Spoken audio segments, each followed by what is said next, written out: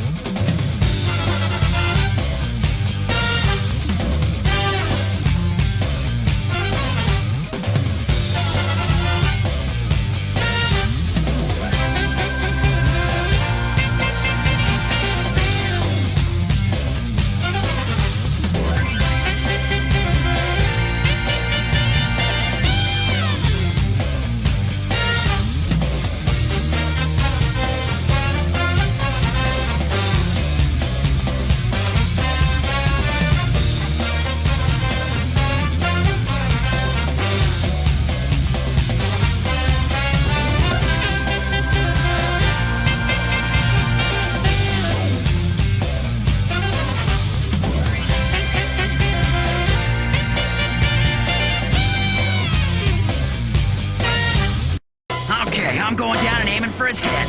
Gotcha. Do it, Inuyasha! I'm on it!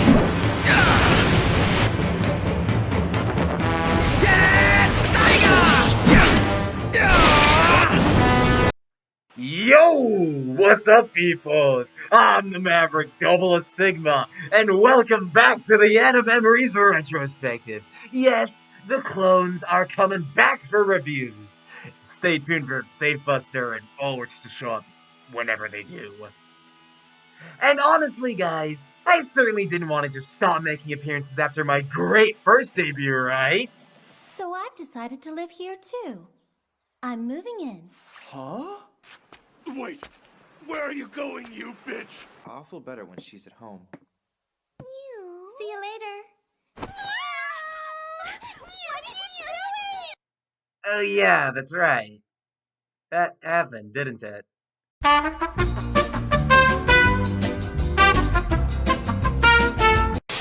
might as well take off the hat and mask, because we don't want to do what we did with the first video where the audio was horrible, wasn't it? Or my, 27, like the evil water god. I have a lot of childhood memories of that episode. Nor do we want our hair to be messed up.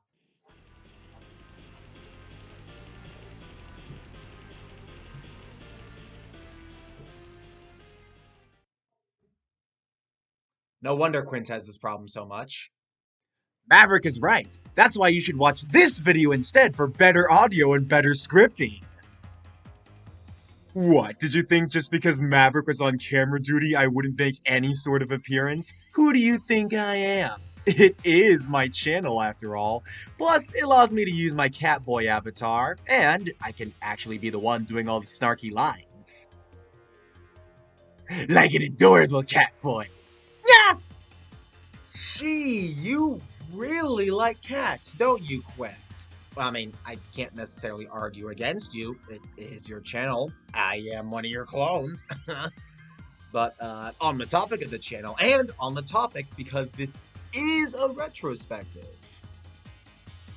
it comes highly recommended by Quint, not necessarily me, that you watch and or skim through the other videos for context, since we have a wide collection of recurring jokes that might not make sense to newcomers. For videos that have been removed due to YouTube's bullshit copyright system, there's a Google Photos link for archives in the description, and we've also touched up by reorganizing things and giving new thumbnails.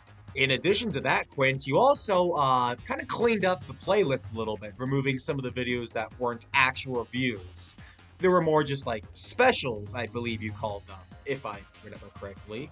Yeah, it was kind of cluttering up the playlist. The videos are still on my channel, I haven't deleted them, but I'm just removing them from the playlist since I didn't want to waste too much space. You can still find them though, assuming YouTube didn't copyright them. Hey, at the very least, you're cleaning up your channel and giving me a convenient script to read and making your videos more structured, which is much more than you can say for your old channel videos now, isn't it? I'll use the bonus panel. Liberation! A bonus panel! I used to do that as a kid. Oh, no, bro. Please, don't remind me of those days. They were bad. I mean, oh my gosh. Seriously, guys. No joke. Look at this. Look! It's so bad! I didn't even full screen the game window!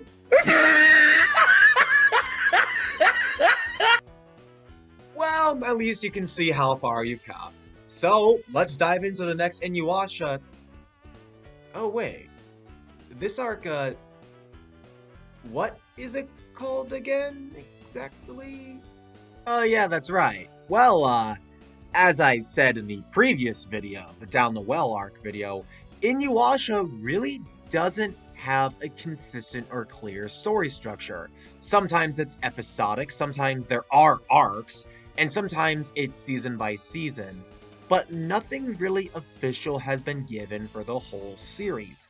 That's why I had to wing it and make my own arcs.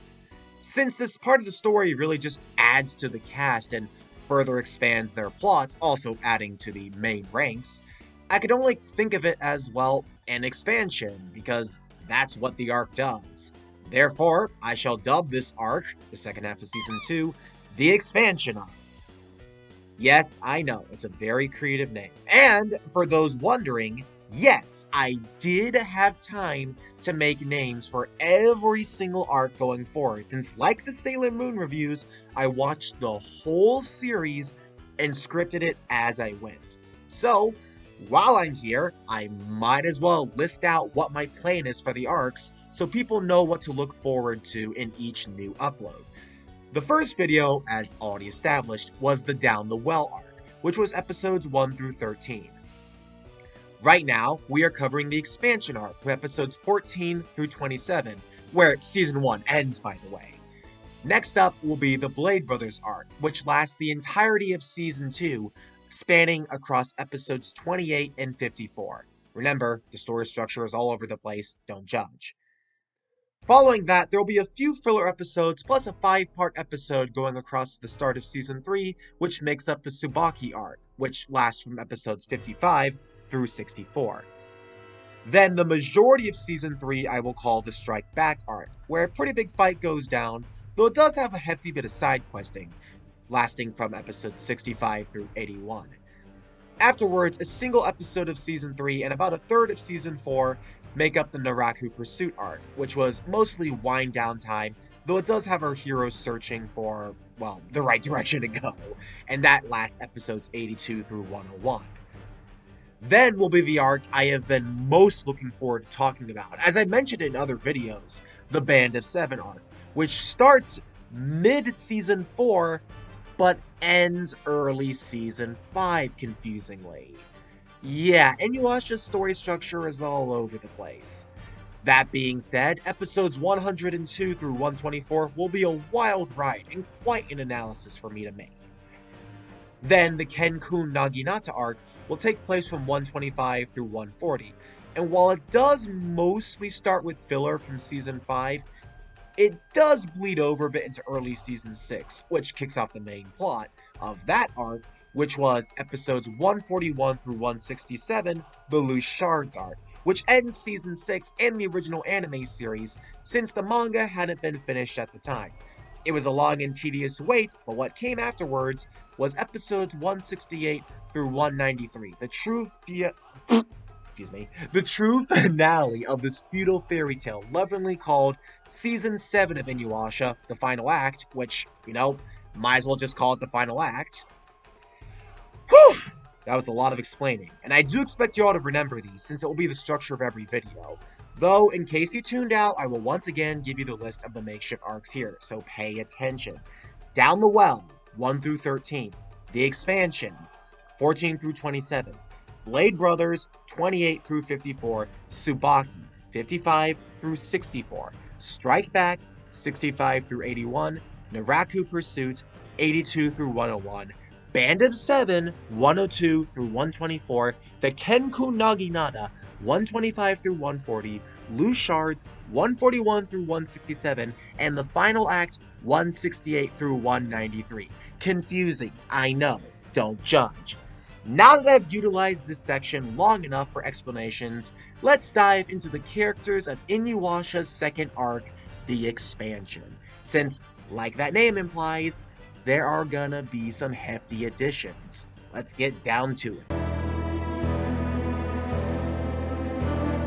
Will you stop it? Why do you never finish me off? Stop coming after the jewel. I have no wish to waste more arrows. I merely wanted the jewel for myself. I had no intention of killing Kikyo.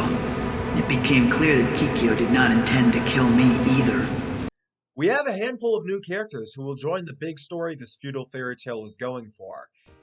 I will also use this section to describe any major changes to pre-existing characters, to kind of give a general vibe to where their character is in the story. Although I won't really be doing that in this video, since aside from Inuyasha and Kagome, there really isn't too much different about them as to how they were in the Down the Well arc. That's not to say there wasn't any sort of changes. I mean, we learned about Inuyasha's vulnerability on the night of the new moon. We learned more about Kagome, you know, and how she's the reincarnation of Kikyo. So there are changes, but it's not anything I really want to spend this video on. Though in due time in future videos, we will. So, I mean, with me not needing to say anything here, because, you know, it's still Season 1 territory, I think we can just get right into the new characters without wasting any more time. So, let's start with our first new addition to the party, Moroku. Oh, Moroku. As a kid, I really liked this dude. He was chill, cool, and laid back. He seemed like he'd have a fun time, though he has a tendency to play grab-ass, though. Yes, literally, I wrote that joke in the script. It was intentional, shut up. I get why he does this. I mean, his family was cursed by the main antagonist Naraku to bear the wind tunnel. More details to come. But I got some gripes about this trope. I mean, seriously guys, in anime, the perverted character usually gets slapped by some female, and this is one of those anime tropes that I get happened back then, but it still happens now, and I really hate how it's so overused. Is it a lame attempt at comedy? Yes. And is it funny? No. Like seriously, can you think of any anime where the girl character is the one on the receiving end of the slap? Politics suck! Yeah, if you don't enjoy something because it doesn't personally tailor to your views on politics, then good luck trying to enjoy anything, because these stories are fictional, they're not real, and just because something that's a bit darker or a bit more sensitive is shown, doesn't necessarily make it fucking bad. I swear, people are injecting so much politics into anime when they don't need it. I fucking love Rising of the Shield Hero, and no amount of SJWs are gonna prevent me from getting the rest of the series. Nuff said. And again, if it's too political, or better yet, if you don't like it, don't fucking watch it.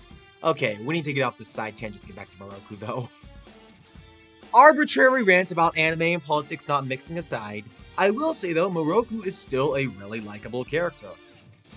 Moroku's father battled Naraku ages ago, managing to use the curse's power to his advantage. However, he sadly perished before he could finish off Naraku. The wind tunnel is a double-edged blade, since it absorbs enemies into sending the victims to the nether. Though, the more it's used, the bigger the opening becomes before it eventually absorbs the user. Moroku wants to defeat Naraku, not only to rid his family of the curse, but also take vengeance for his father. A garbage truck now? Are you kidding me?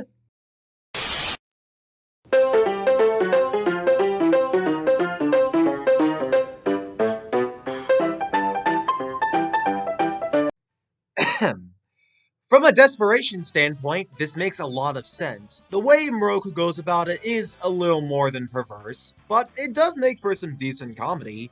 Normally, these kind of characters would annoy me, since it's there to add fan service and there to just give a reason for girls to slap a guy, but Moroku is still a really likable dude once you get past his tendencies. He's incredibly underrated, though that might be more due to a character development thing, since he gets the least, I don't mean to devalue Moroku, I still really like him, even though he is not nearly as heavily developed as other characters. He does still have a transformation, though it's much more subtle. He can also be a voice of reason from time to time. He isn't above doing some shady things, like tricking a village into believing a demon is nearby, and as a monk he can exorcise it when really he's just trying to get a roof over his head for the night. But with this being feudal Japan, I get why he'd do that, since honestly, with all these demons around, I'd feel a lot safer with a roof over my head with all the demons running amok too. Next on our additions list is Sango, the Demon Slayer. No, wrong. Okay, I couldn't resist. That was just way too... That joke was just begging to write itself at this day and age. I do plan on reviewing Demon Slayer someday, though. But not in this video, obviously. Sango was my very first anime crush, and with Inuyasha being my first real anime, she kinda would have to be my first anime crush.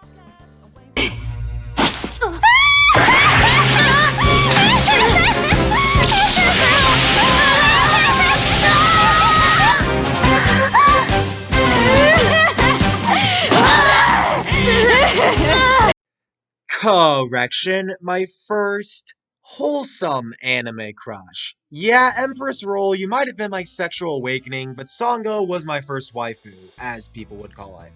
In all honesty, my feelings for Sango, as I've stated before, were more wholesome than Roll.exe because I was a 10-year-old kid and I had no clue what any of that crud meant at the time. And honestly, guys, being real here, Sango is just a more well-written female character than Kagome. I hear people say Moroku's the weakest cast member, but I always felt that way with Kagome. Sango, however, has a great motivation, can hold her own against threats, while also having many signs of weakness, making her battles really engaging. Her little feline Kilala is another mascot character to add to the cast as well. Sango's backstory actually takes place during the anime, not in a big flashback. We see what caused Sango to be the way she was, and it works excellently since she was set up from the very start and had every reason to go for it. Her entire family and village were murdered by Naraku, and she was tricked since he was posing as a lord at the castle to get jewel fragments at her village.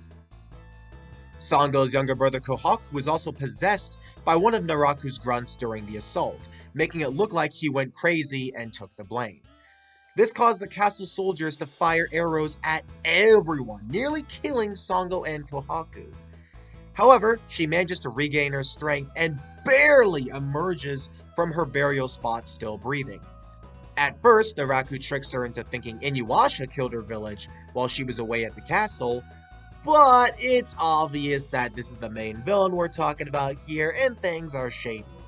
In case it isn't obvious, I love Sango, not just for her looks or personality, though that's certainly why I liked her as a kid, but it's because her story is simple but really engaging, and I find myself rooting for her. And she's not an overpowered female character for the sake of having an overpowered strong female character. Yeah, I'm looking at you, Urza Scarlet! My dark sword's magic energy corrodes everything it strikes, be it steel or flesh. You must be very proud.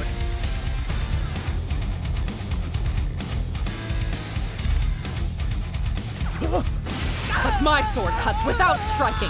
How does that even work?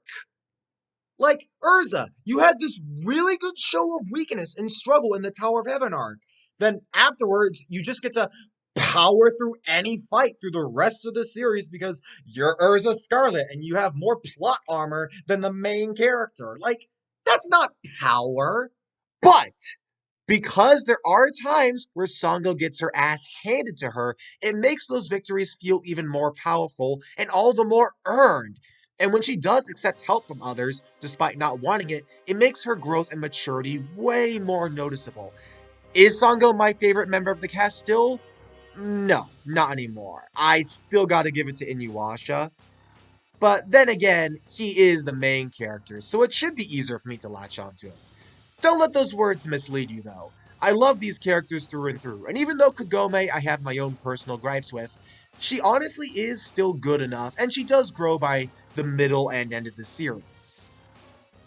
And I can say that for most of the cast. Except for... Kikyo. Guys, I really don't want to go there. I tried my best to not say anything about her in the first video, but the time has come and I need to get out of the way the biggest exception to my cast praises. Kikyo, the former love interest of Inuyasha, and the priestess Kagome is a reincarnation of, is a god-awful character. Yeah, I said it. I'm not gonna build up my anger by subtly seemingly disappointed and, getting more angry as I rant. Guys, I'm going all out on this bitch, since she's a huge roadblock, not just for the cast, but the story too. Yes, she was tricked by Naraku into thinking Inuyasha killed her. Fine, that makes sense, main villains being manipulative. But why does this love triangle go on for so long? I'm not even kidding here.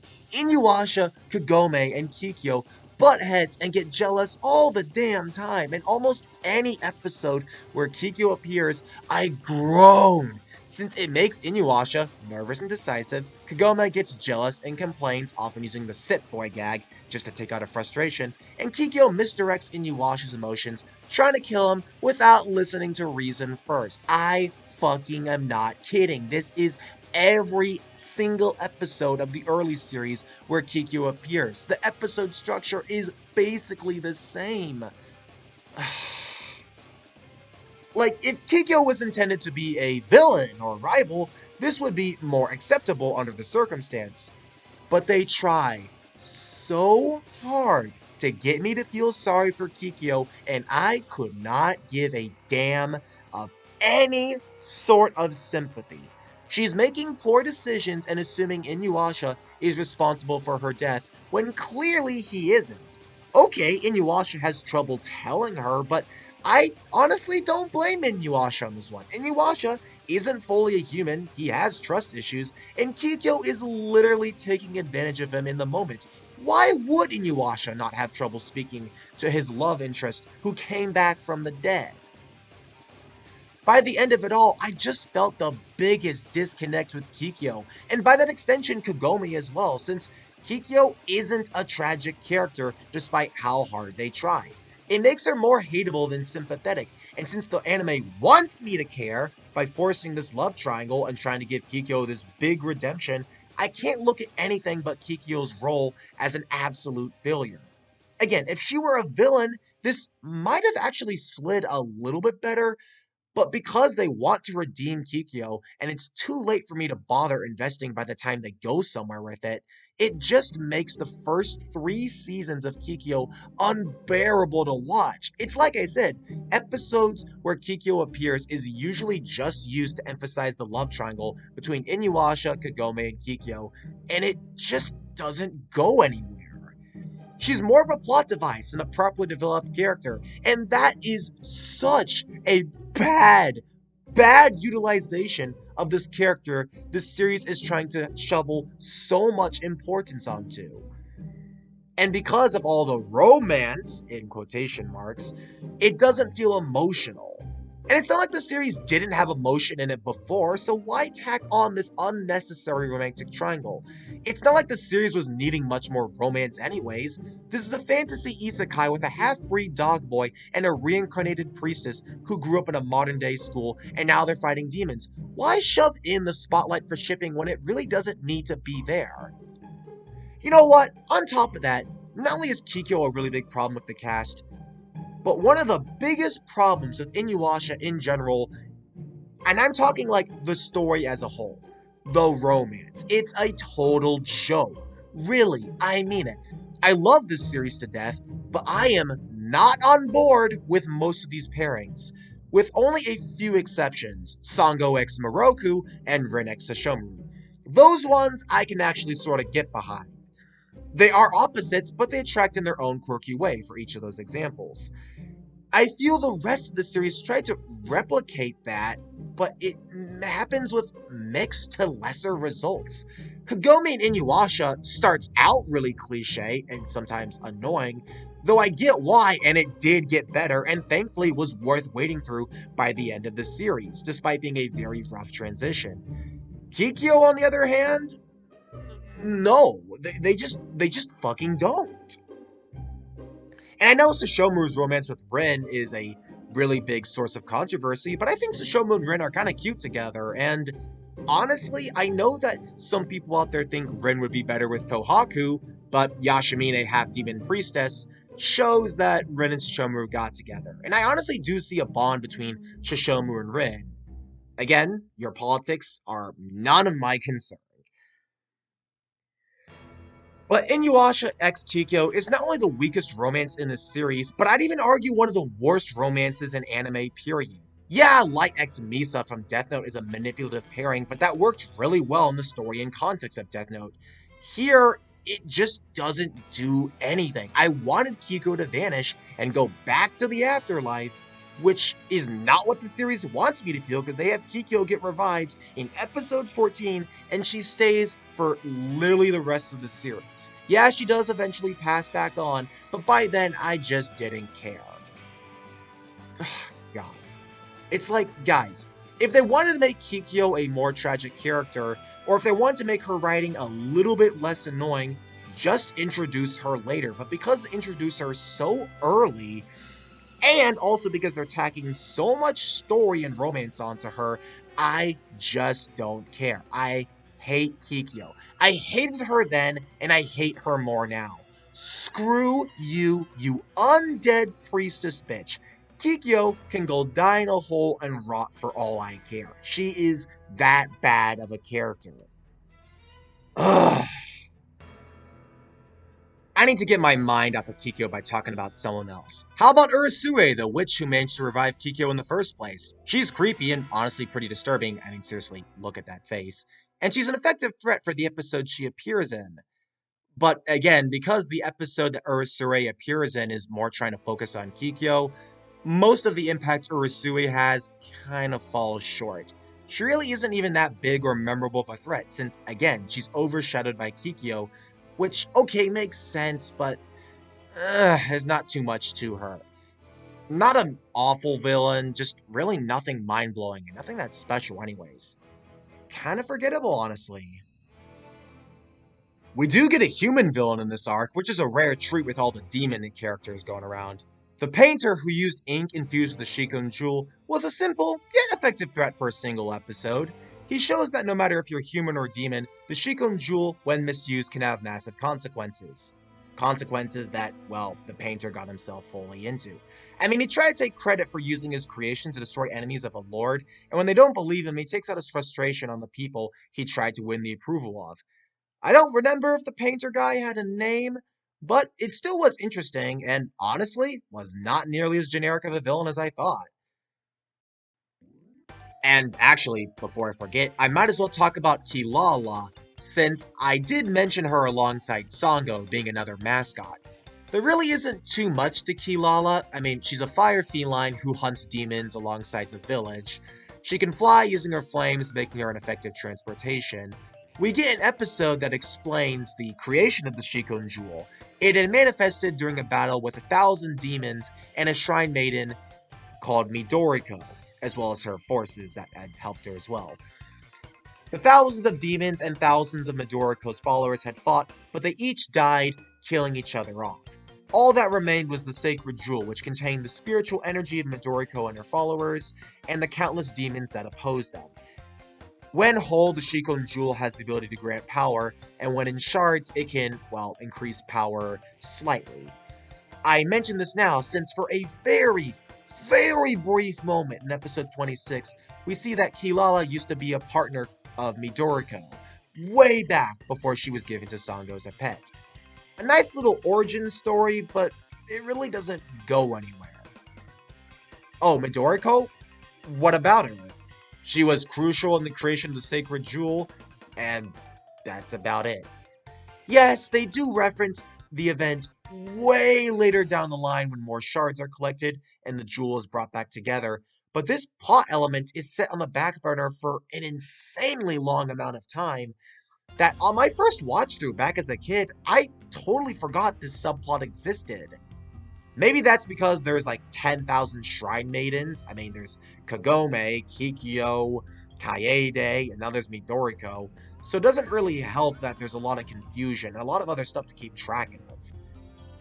In addition to the fact, the story here with Midoriko and Kilala really isn't used until the end.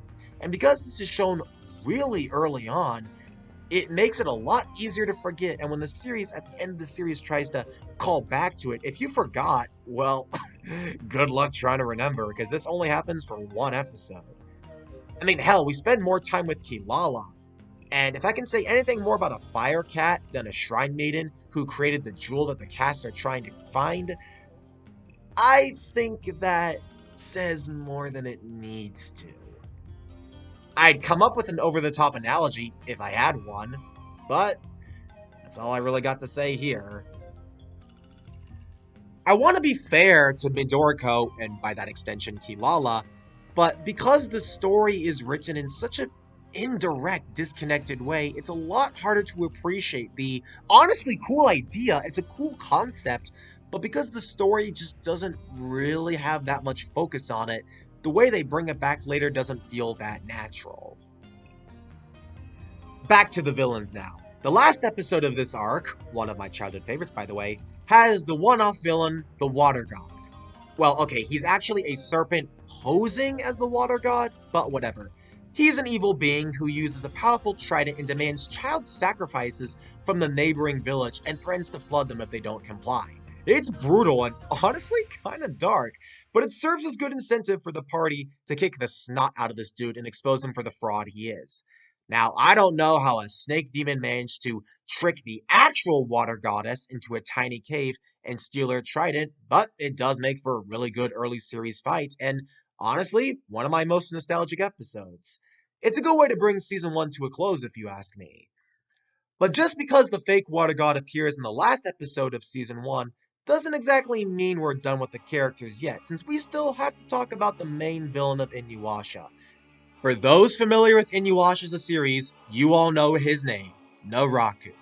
The main villain of the series and master manipulator of several events that brought our cast together, intentionally or not.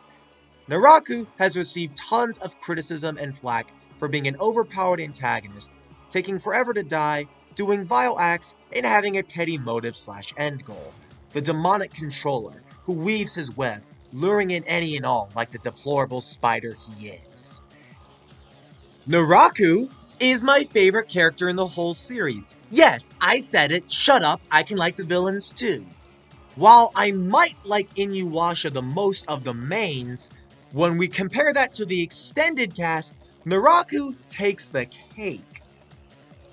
You see, what I feel like makes many of the characters in this series endearing is their drive to their own end goals.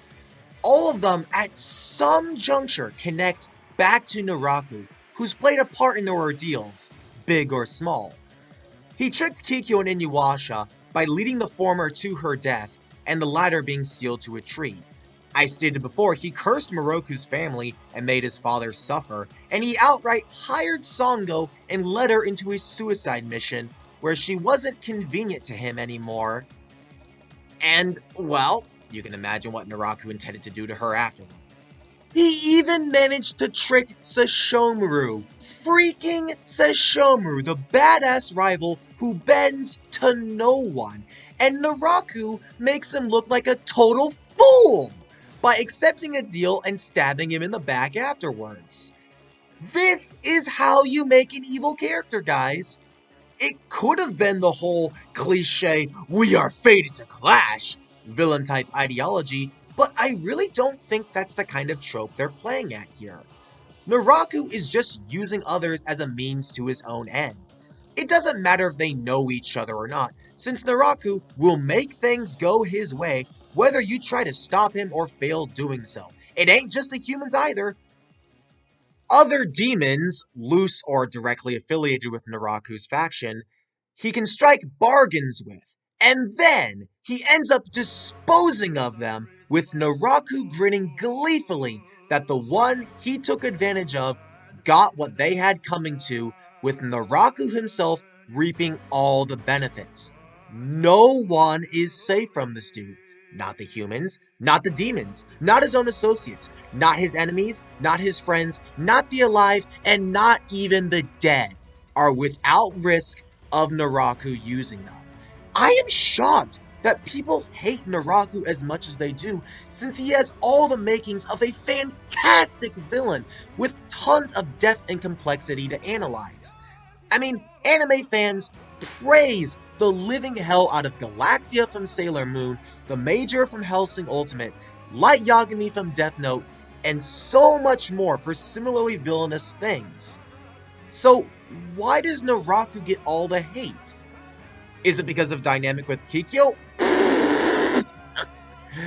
Hey, anything to give me more reason to hate that bitch. Naraku is supposed to be evil. The actions he takes are cruel, and the results are horrific. They wanted to make him an elusive and tenacious threat, and they did it really freaking well. I could go on about how Naraku is a better villain than Father from Full Metal Alchemist Brotherhood, since he beat him to the punch by about 8 years. He has separate entities made from himself in a similar vein to the homunculi, where each of them symbolize a particular aspect of the big bad himself. While it's not nearly as clear as the 7 deadly sin vibes the homunculi go for, I feel like this is also what makes the incarnations of Naraku more subtle and honestly deeper, since they all don't get massive character arcs or huge screen time like many of the homunculi do. In fact, 2 of them get killed in the same episode they are introduced, so it feels really interesting to see what Naraku can do with all these counterparts to himself, big or small. It should go without saying, I love Naraku. He's a deep villain, complex character, and he adds greatly to the plot and overall conflict. The main danger that just drives home the sort of evil and shadows that go on during the feudal era. He's also just a great isekai villain who isn't just there for being evil or an excuse for party members to fight stuff. This is so refreshing. And again, this is an isekai villain. An isekai villain. I adore the way they wrote Naraku as a villain. He works so well within this story. It also makes me really root for Inuyasha and everyone else, since taking him down lasts the entire series. And I mean the entire series. Though it's not like Naraku's the only big player amongst the antagonists in this series. And I'm not just talking about his incarnations or Sesshomaru. Typically, these sort of big series villains tend to rob a lot of agency from threats in smaller moments, making those smaller battles or one-off villains feel trivial. A prime example of this formula gone wrong is Orochimaru in Naruto Classic. I'm not saying that Orochimaru is a bad character or even a poorly written villain. He's good, though he has some writing tropes that I'm not really fond of, just gonna say that. He first appears during the Forest of Death portion in the Chunin exams on, which honestly was a solid introduction. He makes his villainous presence known, and he does so in a really engaging way. Now, before Orochimaru, the only real villains we had were Gato, Zabuza, and Haku, and maybe Mizuki if you want to get technical, each of which were enjoyable in their own rights, for different reasons, screen time aside. Orochimaru makes a very good introduction, and quite the antagonistic debut if I may say so myself. All throughout Chunin exams, past the Forest of Death, Orochimaru hid in the midst of the Leaf Village, ready for his chance to strike again, which he does during the Konoha Crush Arc, which was almost instant after the last round of the Chunin exams was about to wrap up. We got a fantastic and climactic fight between his mentor, the third Hokage, Hiruzen Sarutobi, and naturally the old snake creep himself, Orochimaru, which ends with the old man dying, but setting back the serpent's vile power tremendously, thus forcing Orochimaru to retreat. And then the rest of Naruto Classic kinda just goes off track. Like, they do have filler villains and other antagonists, sure, but they really like to remind us that Orochimaru is still out there and needs to be stopped. And yes, there were more villains, many of which I really liked, including the Sound 5 ninjas, Kabuto, Kisame, and especially Itachi, but the series of Naruto Classic really doesn't do that much until Shippuden. So Orochimaru was just kind of put on the back burner, and I think this is a reason why a lot of people really didn't like the Naruto fillers, because, well, Orochimaru was still out there, and I understand the manga hadn't been completed at the time, but it does kind of take away from the spotlight. Naraku avoids this since he actively gets involved in the plot, and anytime he is off-screen, I feel like there were good reasons for it, not just arbitrary writing problems. This also served as a good excuse to focus on other antagonists, and this is evidenced by the fact that early series Naraku was substantially weaker than late series. Don't let the anime fool you by making it feel or seem like Naraku is more serious than the other villains here. He resorts to deception and trickery, even hiding behind clones in his image, so other subordinates and all that jazz. Take his first appearance on screen with Sesshomaru, and it's clear he's not as powerful as he could be when kneeling to the big bad boy bro himself and offering a clearly shady deal.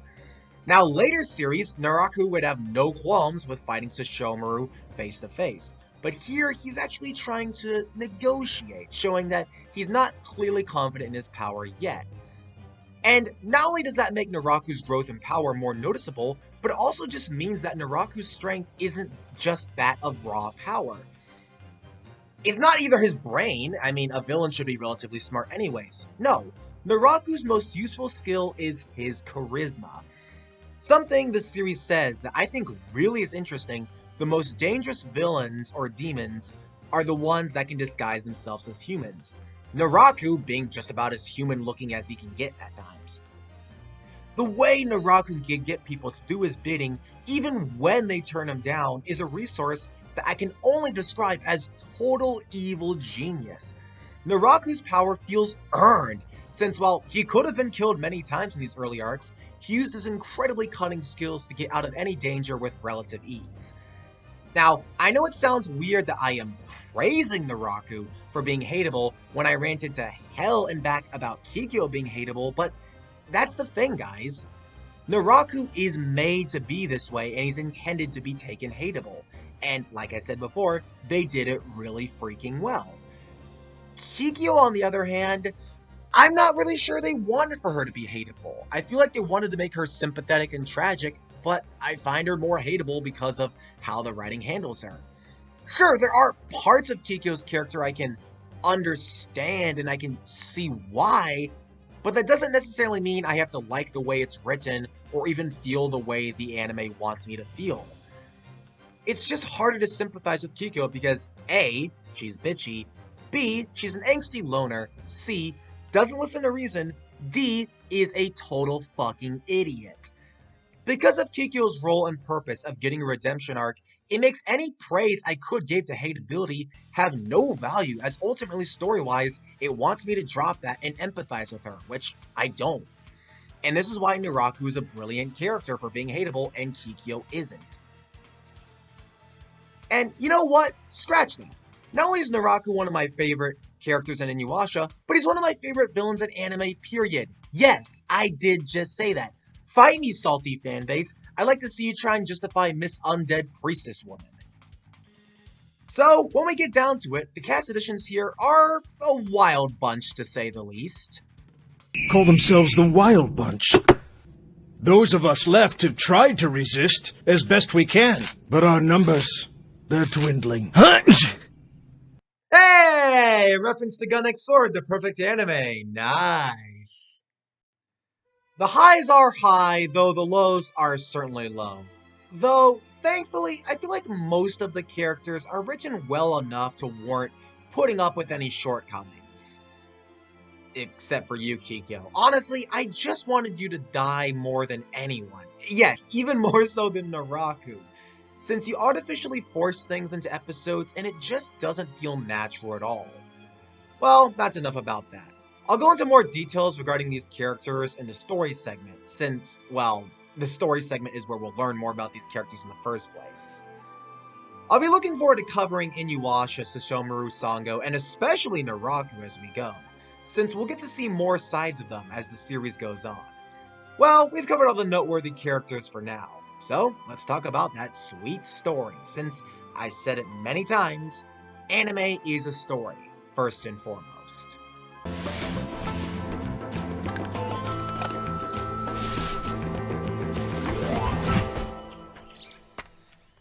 My job here is done. Call again for me should you require help. But we haven't yet paid you a fee. I shall take this jewel shard as payment. It only makes sense, seeing as it originated from my home village. Now, despite my hype, we do have some rockier episodes in this portion of the story. I mean, it was gonna happen at some rate, because it's still early series. I kinda was expecting flaws. Now, does that justify the writing in some of these episodes? No, not really. Questionable writing is still questionable writing, no matter how you try and spin it.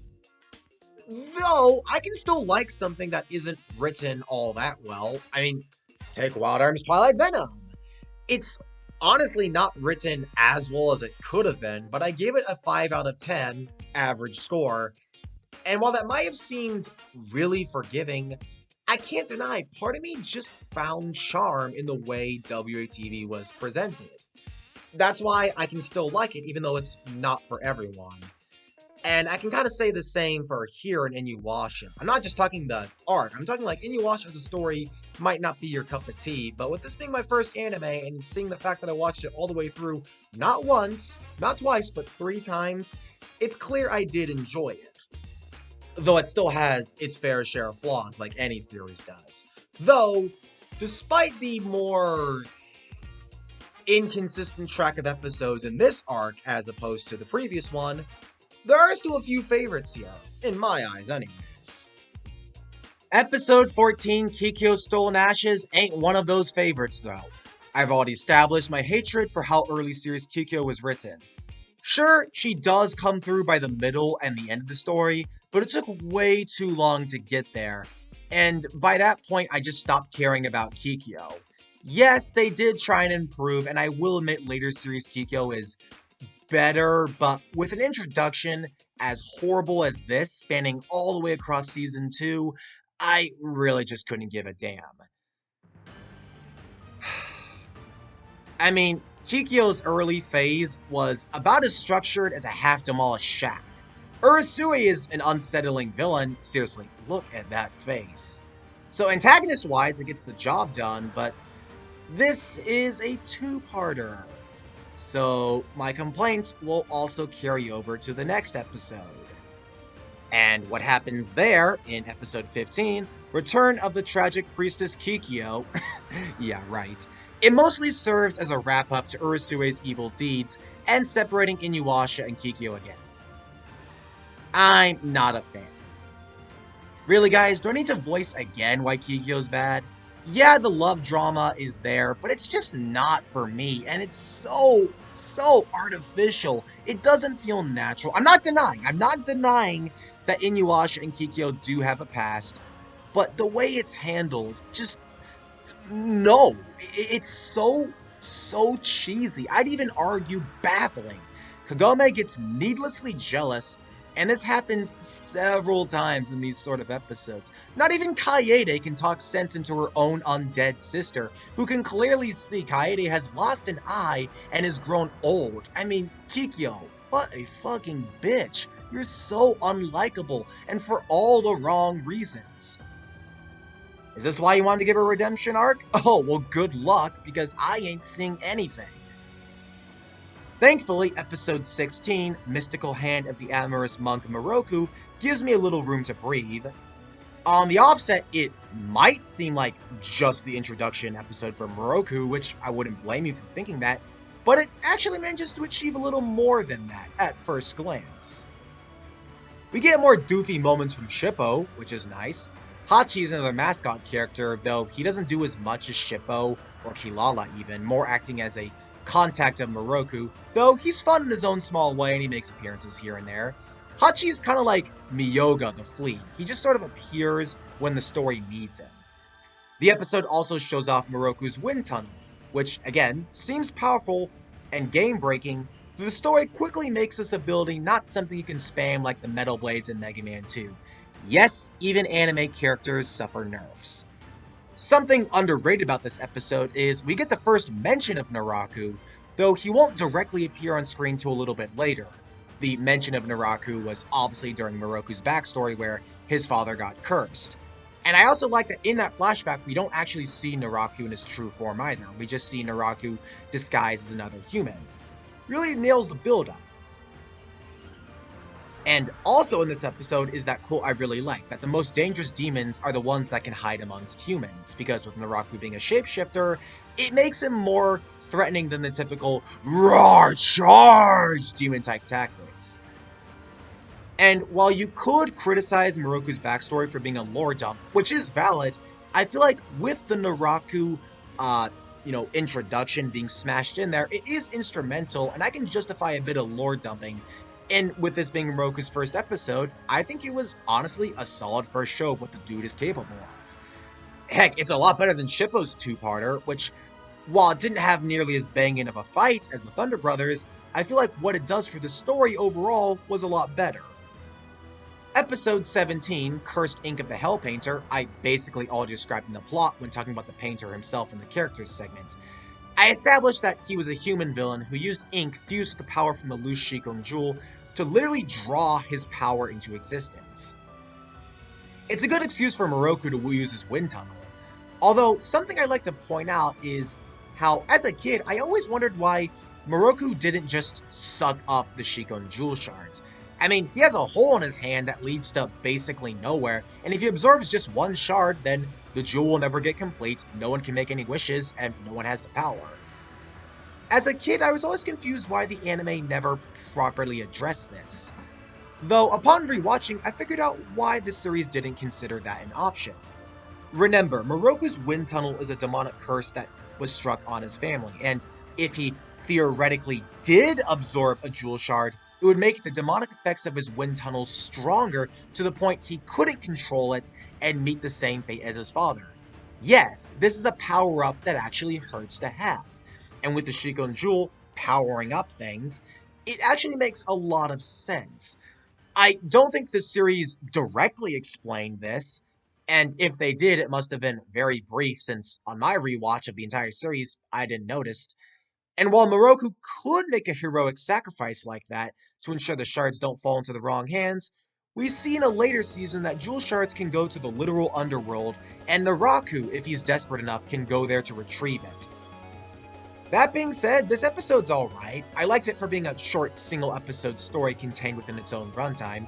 Fight scene-wise, it was okay, and the Hell Painter, being a human villain, was a rare treat. Now it's time for episode 18, Naraku and Sesshomaru join forces. By that name alone, you know this episode's gonna carry a lot of story. This is the first show of the big evil himself, as well as our second rival encounter. A, honestly, pretty cool blend, all things considered. Excuse me. I love how this all mixes together, and it doesn't feel unnatural or even overbearing. Naraku strikes a deal with Sesshomaru using a jewel-infused arm so he can wield the Tetsaiga, thus incentivizing Sesshomaru to take the deal. Sesshomaru clearly sees Naraku's ulterior motives, but Sesshomaru is confident enough to survive any sort of double cross the baboon cloak-wearing man has planned. We also can't get anywhere because Moroku is weak to damn bees. Yeah, the Sign Yosho are chock full of poison that Naraku specially developed so that Moroku could not suck him up in his wind tunnel if he gets close.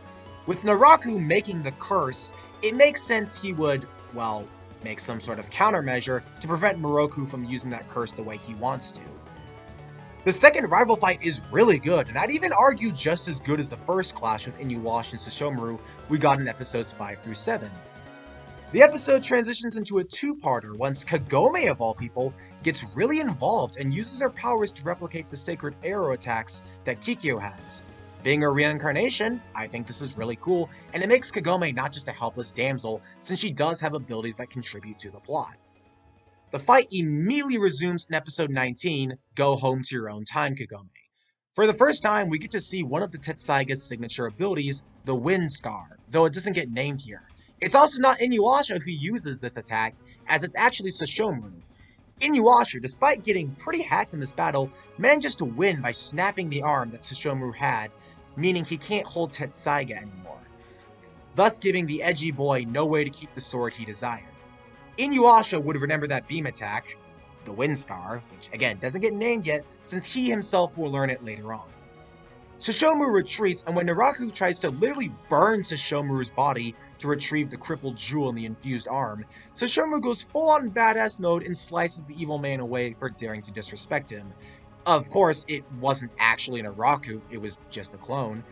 But it's a cool scene showing Sesshomaru has more than just his half-breed brother and lack of father's inheritance to worry about.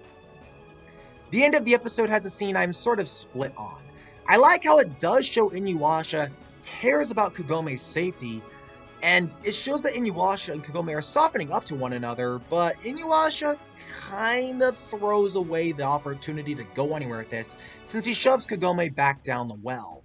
I understand why he did it. He wanted to protect her by sending her back to the modern era, though it was honestly a pretty questionable decision, all things considered. I mean, he didn't even tell Kagome. He just sort of says, I want the Shikon Jewel, you can't fight, bye! And then Kagome's all like, what? Anyways. Episode 20, Despicable Villain, The Mystery of Onigumo.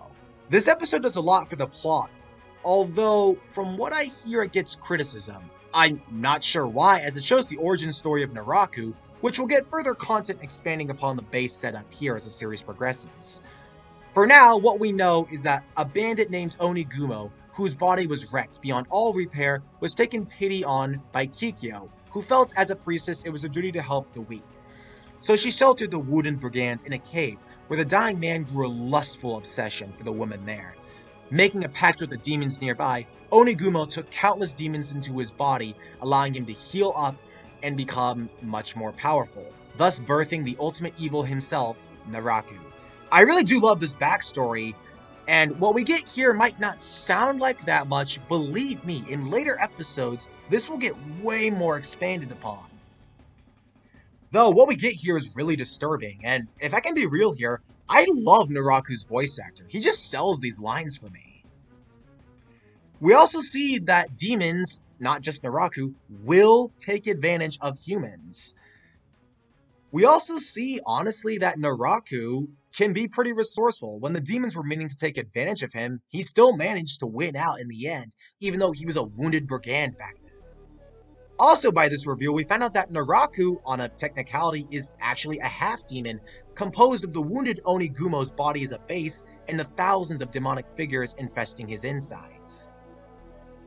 We get a brief fight with this guardian guy called Ryokan, who's being overwhelmed by Naraku forcibly implanting corrupted jewel shards into him, which makes him go crazy. Shippo runs up to the well to help Kagome get back, and the episode ends.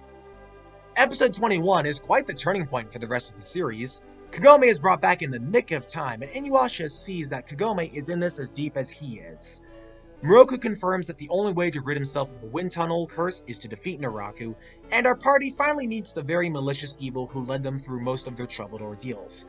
I do love the scene where Naraku retells the act of turning Kikyo and Inuyasha against one another, his voice echoing as he mimics the two. And this allows for a very brief but solid first encounter with the main villain himself.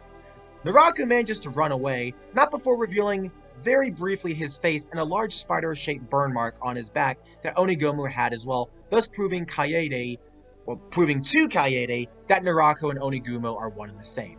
A fantastic episode, and honestly, I don't really get why people criticize it. It's really good quality-wise. Oop, I spoke too soon about quality, because now we have to talk about episode 22, A Wicked Smile, Kikyo's Wandering Soul. Yes, it's just about as annoying as it sounds, with it acting as yet another setup for a meeting between Kagome, Inuyasha, and Kikyo. It does the whole love drama thing just as badly as you'd expect. I mean, we get to see Kikyo try and fit in, I guess, but some monks notice she's actually undead and give her a hard time, even though the kids seem to be fine with her. We also see the soul stealers that Kikyo uses to steal souls from other people and keep herself alive, but not a lot of value really happens here. Oh yeah, what's worse? This is yet another freaking multi-parter when it really doesn't need to be. Gosh, guys, do you not think you're going overkill with this bitch? I mean, I'm sorry, I don't usually like ventilating all my frustrations on one character because that sounds unfair, but Kikyo really is that bad.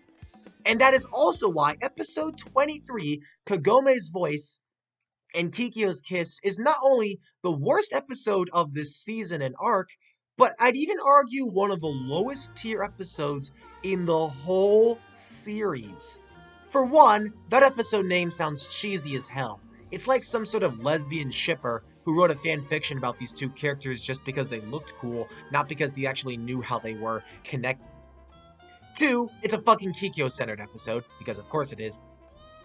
And 3, this episode spends 80% of its screen time with just Inuyasha, Kagome, and Kikyo standing in front of a tree while Kikyo tries to drag Inuyasha to hell since she still believes Inuyasha killed her, even though it's plainly clear Naraku is the bad guy. Kagome gets jealous seeing this and it fucking sucks. As much as I'd love to do a huge rant about how god-awful that episode is, I'd just be repeating the same shit I've said about Kikyo throughout the whole video, and I really don't think we need to do that now. Trust me, in later videos, I will give this character the critique she damn well deserves, because she is not sympathetic and easily the low part of the entire series. I'd rather talk about the good stuff than complain here. Thank goodness episode 24, Enter Sango the Demon Slayer, came when it did. I've already established she was my first anime crush. Wholesome anime crush! Did I emphasize wholesome? Anyways. And it does not disappoint. It shows many more of the methods Naraku uses to set up his plans, and what he's willing to do. I mean, the dude literally poses as the lord of the castle, and hires Sango's entire family and village to get slaughtered in the crossfire, even including her younger brother Kohaku. We get a really bitter scene of the two siblings embraced before being impaled by a storm of arrows. However, the next day, Sango barely manages to muster enough strength to fight her way out of a burial, and Naraku deceives her into thinking Inuyasha caused the massive massacre at her village while she was away fighting the demons at the castle. This sets up for a two-parter, one that actually frickin' works, in episode 25, Naraku's Insidious Plot.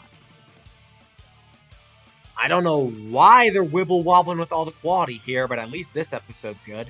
It plays off nicely and we get two good fight scenes, one with Sango and Inuyasha, and one with Inuyasha and the rest of the Ko, now joined with Sango, fighting a root clone of Naraku, who actually manages to hold its own for quite a while. Once they learn the trick, they manage to take it down rather easily, although I actually really like how they show this because Naraku will use more of these clones as cannon fodder much later in the series, and Inuyasha and his gang will tear through them really easily. But to think that the first clone gave him so much trouble actually just kind of shows how difficult and tricky Naraku actually is. In addition to that fact, we also get to see more of Kilala, the adorable fire cat. Nyah!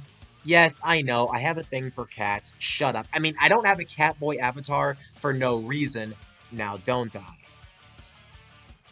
Things get a bit rocky again once we reach episode 26, Secret of the Shaker Jewel. Or, I read that name wrong, sorry. Episode 26, Secret of the Jewel of Four Souls Revealed.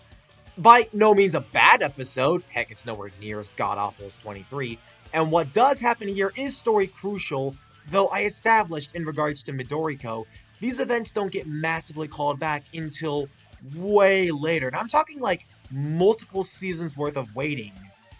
And I described that Midoriko and Kilala's origins are important, but make sure, please, and I emphasize please, don't forget what happens here like I did as a kid, because, well, it made the last few seasons where the Shikunju was a massive focus again feel suddenly out of nowhere, when it was foreshadowed just very briefly. Though, in case you do forget, I'll give you the short version here. Midoriko was a warrior and shrine maiden who fought alongside her followers.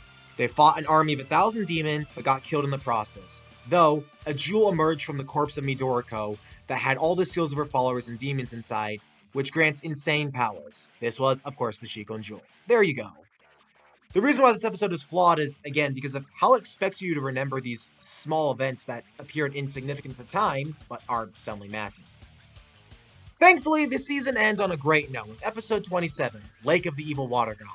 One of my personal favorites not only as a kid, but even now.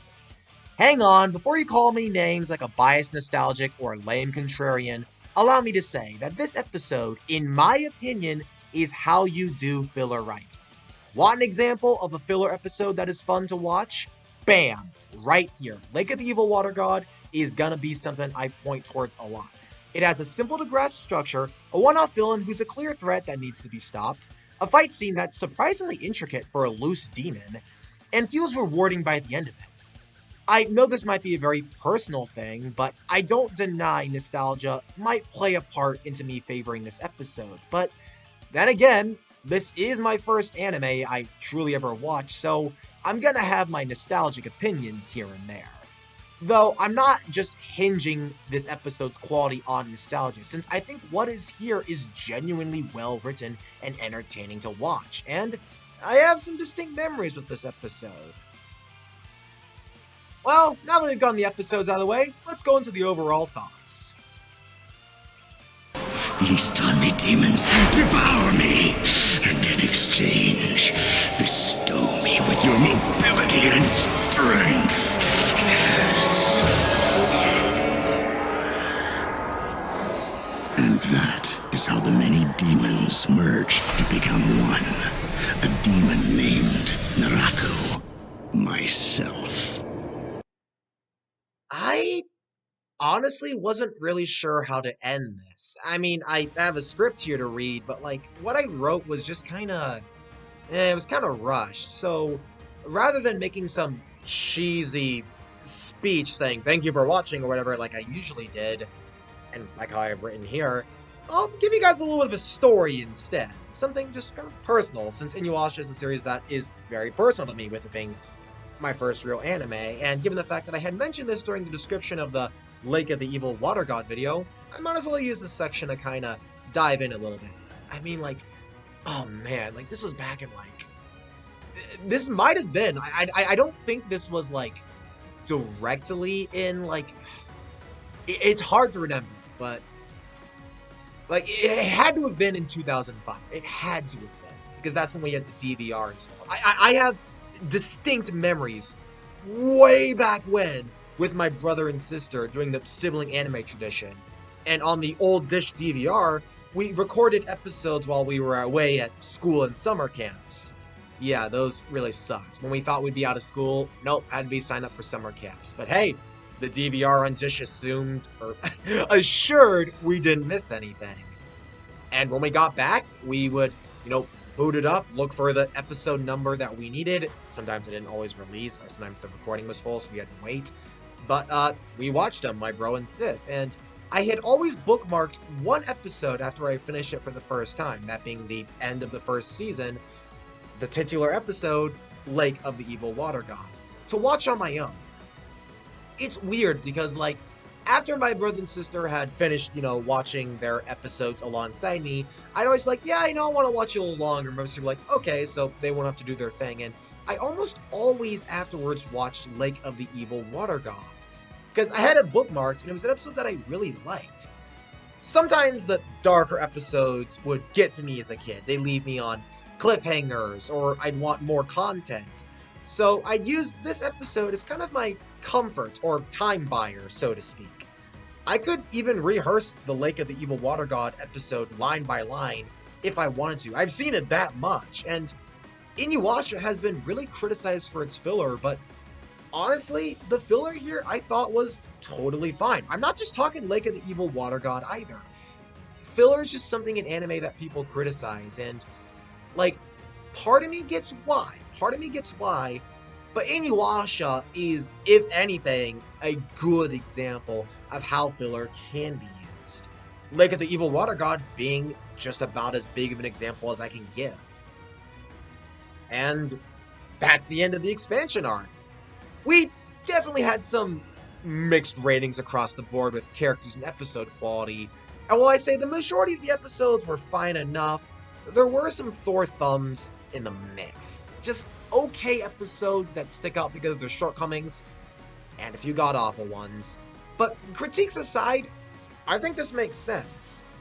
It was bound to happen eventually, and writing quality wobbling is kind of par for the course in any series. I don't expect everything to just be consistently good all the way through, just as long as it manages to recover and maintain itself.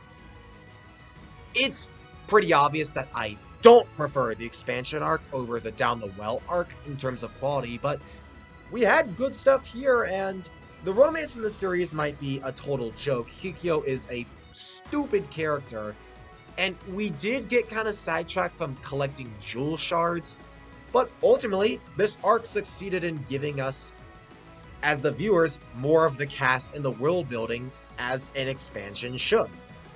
And, that's why I'm going to give the expansion arc a 6.4 out of 10. There's good things, some rougher edges, and with this being the end of Season 1, I kind of feel like this was, if anything, a better way to end it. Next time we meet, I will be covering the entirety of Season 2, known as the Blade Brothers arc. I'm definitely looking forward, because there is a lot to analyze in that one, and until then, I'm Maverick Double of Sigma, and stay cool.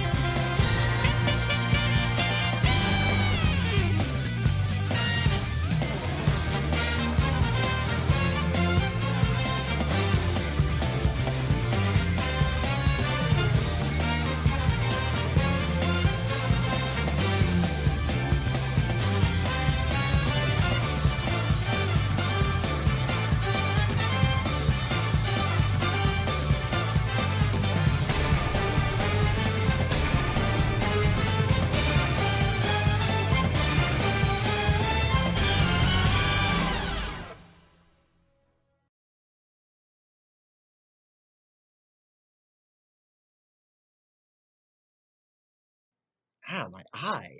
Gosh, why now? Why now? How? Did, soap get in there? Ow! Politics suck! I didn't actually drink any of it. I need to fill this out more. Politics really suck, don't they? No! God, I fucking spilled it! Oh god, my hair's terrible. No! No! Gosh. It's like... I can manage. It wasn't as bad as it was before. Oh, Moroku. As a kid, I really liked this dude. He was chill and had a playful side, though he had a tendency to play grab-ass, though. Yes, literally. I wrote the... Oh, frick, a plane! Completely... God, why is there a plane? I'm trying to record! Certainly a lot more, well-edited than your old videos, now wasn't it? I really should read the script and not close my eyes. I mean, his fight, which was... managing to use the curse's power to his advantage. Oh, wait. I didn't read the script. Oh god, is that an eyelash? It's gotta be an eyelash.